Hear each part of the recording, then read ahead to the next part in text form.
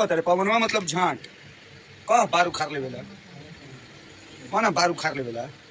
का बुझलिस हम खेसारी लाल यादव से रुपया थोड़े कमानी माना नहीं तब माना नहीं हम मानते हैं। तू रोस्टिंग के चौदलिया अरमान मलिक का पायल मलिक का झिंगुड़ा तिंगुड़ा ही माई के अपना जुगाड़ में से निकलल बड़े तो तू मिल ना संजैया तोर बेटी का तोरा माई के जुगाड़ में घुस जाए। हम जाना ली हम कोनो भणुआ के कमाई ना खानी हम माना नहीं खेसारी लाल यादव के भाई माना नहीं। तू मादर 14 रुपया के 14 ला तू खेसारी लाल यादव के आगे पीछे घुमा ली सौरभ ऐश्वर्या घुमा ना कोई देख ले बा हम खेसारी लाल यादव के भाई माना नहीं।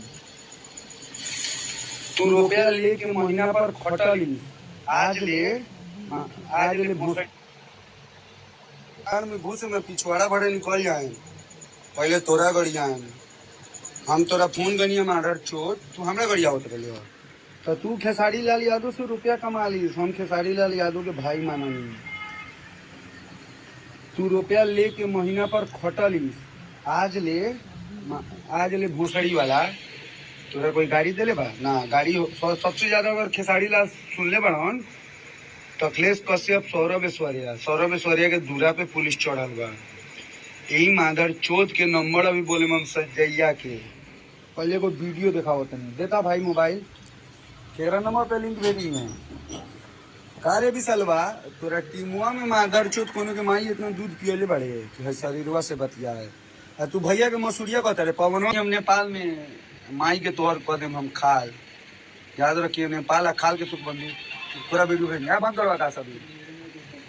बंद करो। संजैया रंडी के बेटा है एक माँ का चोरो खाली खेसारी भैया के साथ पीछे पीछे घूमेगा रे बड़ुआ जवाब दे माधर चोद खेसारी लाल यादव तुमको चुदाई का रुपया देता है तुम्हारी माँ को चुदता है खेसारी लाल यादव। रे प्रदीप कुमार बहन के बुर में घुस जाए लोकेशन दिया रंडी के बेटा मिलबे तोरी माँ का बुढ़ चोदो संजैया तेरा बहन के चोदो रुक रंडी के बेटा खेसारी लाल यादव 10 की तक सुखानू तो अफसोस नहीं किया और बोल फड़ूगा लेकिन संजैया तोरा माई के चोदे तू बॉय बारे बॉय और रंडी के बेटा ना मातारी के गरीब माइये के बुर में घुस जान तोरा माधर चौध रितेश पांडे के चुदल रितेश पांडे तोरा माधर चौध बॉय बना के घुमावे माधर चौध चकिया होटल में रस रंडी के बेटा दिन भूलली तोरा बहन के बूट काट ले संजैया रुक तोरे को वीडियो दिखाओ तनी भाई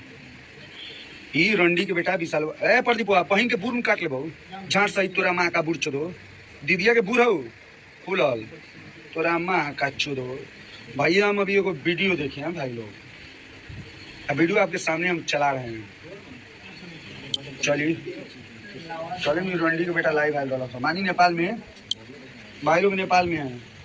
भेज रहे हैं संजैया का नंबर एक माँ का चोदो खेसारी लाल यादव से रुपया कमाता है एक माँ का चोदो खेसारी लाल यादव को कोनो मसूरिया बोल देगा भड़ुआ तुम सुनेगा रंडी के बेटा रुपया के लिए तुम उसके पास सटा है। रे माधर चोद जब रितेश पांडे के बुआई लेखा पांचो दिन नरेगा पार्क में घुमस माधर चोदो से पहले खेसारी लाल यादव के साथ हमारे फोटो जरूर होई माधर चोद बुआई के चुदल माई के बुर में घुस जन तो रहा हूँ डायरेक्ट बोलेंगे गिरानी का रे भड़ुआ कॉलिसी करेंगे क्या करोगे ये भड़ुआ मानिए भाई कि अगर मैं किसी के पास काम कर रहा हूँ मैं किसी का आदमी हूँ मैं किसी के लिए दिलो जान से मेहनत कर रहा हूँ तो मेहनत का मतलब होता है कि अगर हम किसी के आगे पीछे घूम रहे हैं अगर उसको कोई रे बोले तो सबसे पहले हम बोले हम आपको एक वीडियो दिखाते हैं देखा तो मोबाइल पर वीडियो भेजूंगा